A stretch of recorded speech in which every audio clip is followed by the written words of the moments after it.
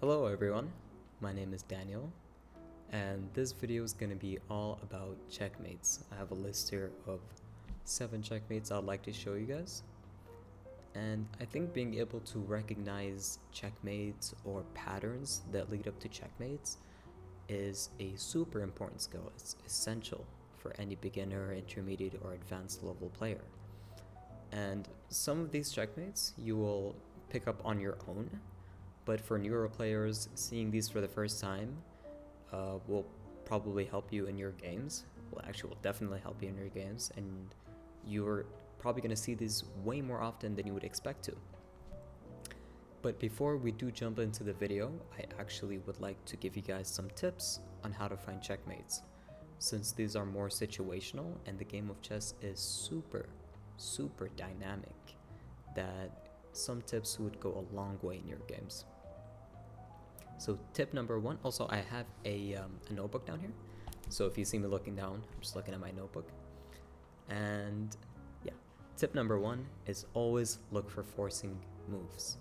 Moves like checks, captures, or attacks that put your opponent in a defensive position or limit their options is a great way to start hunting down the king or looking for checkmate, and you probably find one eventually. And tip number 2 is always pay attention to the position of your opponent's king. What square is going to go to, what squares you already have controlled by your own pieces.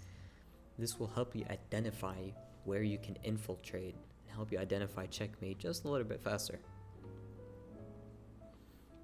And tip number 3 is activate your pieces. You will rarely be able to checkmate with just 1 or 2 minor pieces. So the more active and coordinated your pieces are, the easier it will be to build up a strong and crushing attack on your opponent. And tip number 4 is consider your opponent's defensive measures. Can their king hide? Can they run away? Or can they block checks? Understanding the nuances of the position can help you refine your attack and help you not miss any opportunities to checkmate the king. And tip number 5 is to just be patient and calculate. Just because your opponent messed up or you think they blundered, it does not mean that you have to rush and checkmate immediately. You can take it step by step. It is always better to guarantee a win than to rush something and potentially blunder or mess up your whole attack. With everything in mind, I hope that these tips go a long way in your games. And now let's take a look at these 7 checkmating patterns. So the first mate we'll be taking a look at is the Backrank Mate. Now you might have seen this before or even done it yourself, but for those who are unfamiliar, if you take a look at this position, you will see that the king is on the back rank, blocked in by its own pawns.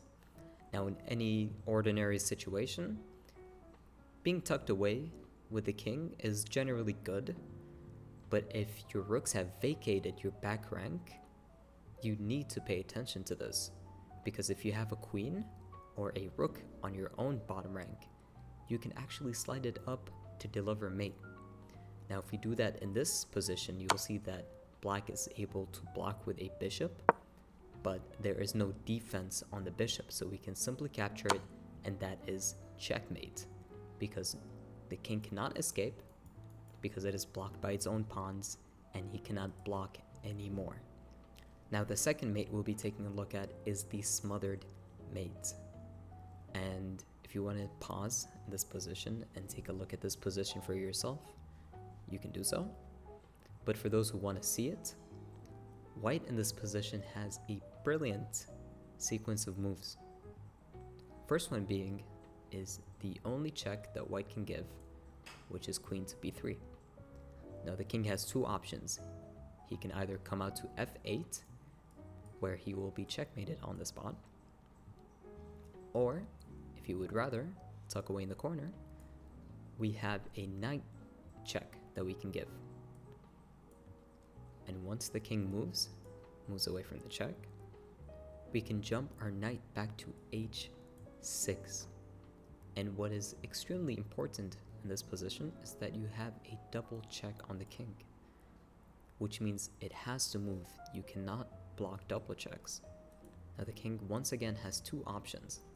it can either come out to f8, where it will be once again checkmated, or once again tuck away in the corner, but in this brilliant position, you can go to queen, or with the queen to g8. But this is not checkmate, because the rook can capture the queen. But once the rook captures the queen, you have knight back to f7, which is a check and a mate. The king is smothered by its own pieces and cannot move away from the check. That is simply checkmate.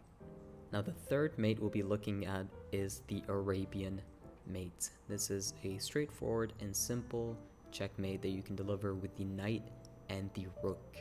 In this position, black's king is stuck in the corner with our knight on f6.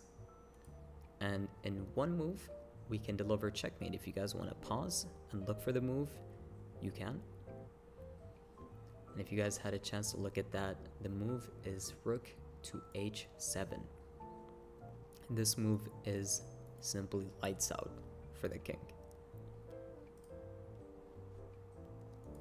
The fourth mate is called the Blind-Swine Mate, and this features two rooks on the 7th rank. You guys might have heard this before. Two pigs on the 7th. Two rooks on the 7th rank or 2nd rank are extremely strong if you're playing as black or white. In this position, you have rook to g7, which is just simply mate. The king has nowhere to go, and that is checkmate. Now the fifth mate we'll be taking a look at is called the Boden's Mate, and this demonstrates the strength of having the bishop pair and how strong they can be in most cases. In this position, you will see that black's king is stuck on c8 with its rook next to it and a pawn. And in one move, white can deliver checkmate with one of the bishops, and it is frankly the only mate or the only check that you can give with a bishop. It is, of course, bishop to a6. And this is simply checkmate. The king has nowhere to go, it's crisscross applesauce, and checkmate. The sixth checkmate we'll be taking a look at is the corners mate. And in this position, we have, once again, black's king stuck in the corner. And one thing that is extremely vital in this position is that we have a rook on g1 that is monitoring the entire file. The king cannot move out from behind the pawn. And for white to play here, there is a mate in one with the knight. The knight can team up with the rook, and like I said, the rook is monitoring the entire file, so the king cannot move out, leaving it in check, which is mate. Now the last mate we'll be taking a look at is the Scholar's Mate. And if you are a beginner at chess or you just started playing online, you will probably be seeing this opening a lot. And it is tricky. And this is oftentimes when you are playing versus a player who is playing white. If your opponent starts with e4 and you play e5, it might be a little jarring to see the queen come out immediately. And most players play g6 because it attacks the queen, but they fail to see what it is attacking, which was ultimately this pawn. And if white captures this pawn, it is a fork on the king and the rook, and it is basically game over for black.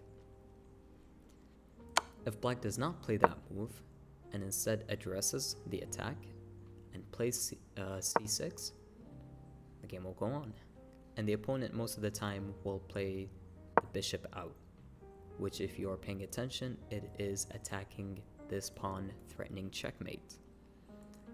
And you have a lot of resources here to prevent checkmate, but the best one is to just attack the queen, sending it back. Now the opponent, more often than not, goes to f3 with the queen, re-enabling the mate threat. And you can address this easily by jumping in with the knight, blocking the queen, and getting a piece out. It's very important to defend and develop at the same time. Now your opponent might try to press the issue and go with the pawn trying to attack the knight and get it out of the way to deliver mate. But black has a beautiful counterattack, which is knight to d4, which hits the queen and threatens a fork, forcing white to go all the way back with their queen. Because if they do not, you have the fork, and that is simply winning for black. But in any case, this is winning, because if you take a look at the position, black has both minor pieces out and is ready to fianchetto the bishop and castle, while white has awkward pawns, misplaced pawns, and he is a couple moves away from castling. He probably will not be castling kingside, most likely queenside, since the pawn has abandoned the safety of the king. Now that's it for today, guys. I hope you guys did enjoy the video, and this is the first video on this channel, so if you guys did enjoy this, please leave a like and subscribe, and leave me some feedback in the comments. I'd love to hear from you guys, and peace out.